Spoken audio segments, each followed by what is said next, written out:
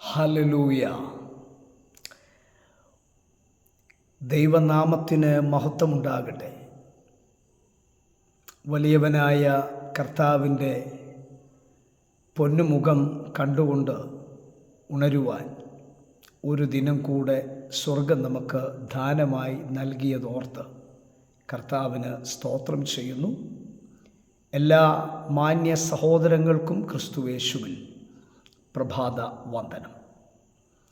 അപ്പോസ്തല പ്രവൃത്തി 9-ാം അധ്യായം അതിൻ്റെ 11-ാം വാക്യത്തിൽ നിന്ന് ഒരു ചെറിയ ധ്യാനം ഈ പ്രഭാതത്തിൽ നമുക്കൊന്നിച്ച് ചിന്തിക്കേണ്ടതിന് ഞാൻ ഒരുങ്ങുകയാണ്. 11-ാം വാക്യത്തിൻ്റെ പകുതി തൊട്ട് തിരഞ്ഞെടുപ്പിൻ പ്രകാരമുള്ള ദൈവനിർണയം പ്രവർത്തികൾ നിമിത്തമല്ല, വിളിച്ചവൻ്റെ ഇഷ്ടം നിമിത്തം തന്നെ വരേണ്ടതിന്. അതിൻ്റെ മുൻപിൽ കുറേ കാര്യങ്ങളുണ്ട്, പുറകിലും കുറേ കാര്യങ്ങളുണ്ട്. ഇതൊന്നും ഇപ്പോൾ ഞാൻ തൊടുന്നില്ല. ദൈവിക നിർണയം എന്താണ് പ്രിയരെ? ദൈവിക നിർണയം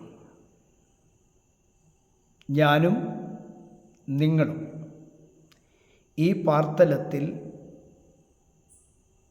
ജനിച്ച് വീഴുന്നതിന് മുൻപ്, ഒന്നുകൂടെ ലളിതമായി പറഞ്ഞാൽ, ഞാനും നിങ്ങളും ഇല്ലാതിരുന്ന കാലത്ത് എന്നെക്കുറിച്ചും നിങ്ങളെക്കുറിച്ചും ദൈവത്തിന് ഉള്ള ഭാവി കാല നിശ്ചയത്തെയാണ് ദൈവിക നിർണയമെന്ന് പറയുന്നത്.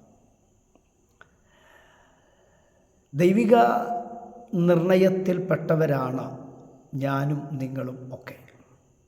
ഈ പ്രഭാതത്തിൽ ഓരോ ദൈവമക്കളും അറിയണം, നാം ദൈവത്തിൻ്റെ നിർണയത്തിൻ്റെ ഭാഗമാണ്. ഇന്ന് പ്രഭാതത്തിൽ എൻ്റെ വാക്ക് കേൾക്കുന്ന ദൈവമക്കൾ ഗ്രഹിക്കുക, ദൈവത്തിന് നമ്മൾ ഈ പാർത്തലത്തിലുണ്ടാകുന്നതിനു മുൻപ്, ഒന്നുകൂടെ പറഞ്ഞാൽ നാം ഇല്ലാതിരുന്ന കാലത്ത് തന്നെ നമ്മളുടെ ഭാവിയിൽ നാം എന്തൊക്കെയാകുമെന്നും അതിലേക്ക് വരാനുള്ള വഴികൾ എന്താണെന്നും ഉള്ളതിനെക്കുറിച്ച് ദൈവത്തിനൊരു നിർണയമുണ്ട്. ഇന്ന് ഞാനും നിങ്ങളും കടന്നു പോകുന്ന ഓരോ വിഷയങ്ങളും ദൈവത്തിൻ്റെ നിർണയത്തിൽപ്പെട്ട കാര്യമാണ്. Praise the Lord. നമ്മൾ പലപ്പോഴും ദൈവിക നിർണയത്തിൻ്റെ അന്തസത്ത ഗ്രഹിക്കുന്നത് ഓരോ വിഷയങ്ങൾ നമ്മുടെ മുൻപിൽ വന്നു കഴിയുമ്പോൾ മാത്രമാണ്.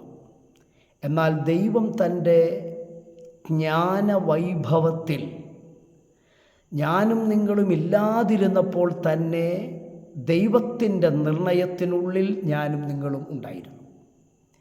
പെട്ടെന്ന് മനസ്സിലാകാൻ ഒരു കാര്യം പറയാം. ഈ പ്രഭാതത്തിൽ ഈ ഒരു വചനധ്യാനം ഈ ഗ്രൂപ്പിൽ നടത്തണമെന്ന് കഴിഞ്ഞ ദിവസം പ്രിയ ബാബു സഹോദരൻ പറഞ്ഞപ്പോഴാണ് ഞാനതറിഞ്ഞത്. എന്നാൽ ദൈവത്തിൻ്റെ നിർണയത്തിൽ ഇന്ന് ഈ പ്രഭാതത്തിൽ ഞാൻ തന്നെയാണ് ദൈവവചനം ശുശ്രൂഷിക്കേണ്ടത് എന്നത് എന്നെക്കുറിച്ചുള്ള ദൈവത്തിൻ്റെ നിർണയമായിരുന്നു. ഇന്ന് നിങ്ങൾ കടന്നു പോകുന്ന ജീവിതത്തിൻ്റെ ക്ലേശം നിറഞ്ഞ, വേദനകൾ നിറഞ്ഞ, സങ്കടകരമായ ഏതു വിഷയമായിരുന്നാലും ഓർക്കുക, അത് യാദൃച്ഛികമായി വന്നു ഭവിച്ചതല്ല. അത് പരാജയമാകട്ടെ, വിജയമാകട്ടെ, താഴ്ചയാകട്ടെ, അത് വരൾച്ചയാകട്ടെ, ഉയർച്ചയാകട്ടെ, എന്തു തന്നെയായിരുന്നാലും അതൊന്നും യാദൃച്ഛികമല്ല, നമ്മെക്കുറിച്ചുള്ള ദൈവിക നിർണയത്തിൻ്റെ ഭാഗമാണ്. അപ്പോസ്തല പ്രവൃത്തി 8-ാം അധ്യായത്തിലേക്ക് വരുമ്പോൾ നാം ശൗലിനെ കാണുന്നു. ശൗൽ സ്തെഫാനോസിനെ കല്ലെറിഞ്ഞു കൊല്ലുമ്പോൾ ഇത് ശൗലിന് സമ്മതമായിരുന്നു. എന്നാൽ 9-ാം അധ്യായത്തിലേക്ക് വരുമ്പോൾ അപ്പോസ്തല പ്രവൃത്തി അതിൻ്റെ 9-ാം അധ്യായത്തിലേക്ക് വരുമ്പോൾ നമുക്ക് കാണാൻ കഴിയുന്ന ഒരു സംഭവം, ദമസ്കോസിലേക്കുള്ള വഴിയിൽ വെച്ച് ദൈവം ശൗലിനെ അറസ്റ്റ് ചെയ്യുകയാണ്. നമുക്കറിയാം ആ സംഭവം.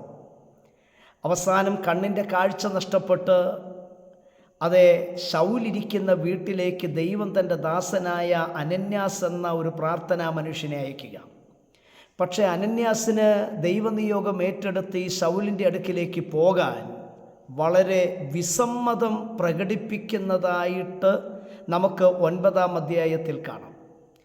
പക്ഷേ കർത്താവ് അനന്യാസിനോട് പറയുക, നീ പോക, അവൻ എൻ്റെ നാമം ജാതികൾക്കും രാജാക്കന്മാർക്കും ഇസ്രായേൽ മക്കൾക്കും മുമ്പിൽ വഹിപ്പാൻ ഞാൻ തിരഞ്ഞെടുത്തിരിക്കുന്നൊരു പാത്രമാകുന്നു. ഈ യാഥാർത്ഥ്യം ശൗലിനറിയില്ല. പക്ഷെ നോക്കുക, ശൗൽ അറിയാതിരിക്കുമ്പോഴും ശൗലിനെക്കുറിച്ചുള്ള ദൈവീക നിർണയമാണ് കർത്താവ് മറ്റൊരു വ്യക്തിക്ക് വെളിപ്പെടുത്തി കൊടുക്കുന്നത്. സ്തോത്രം.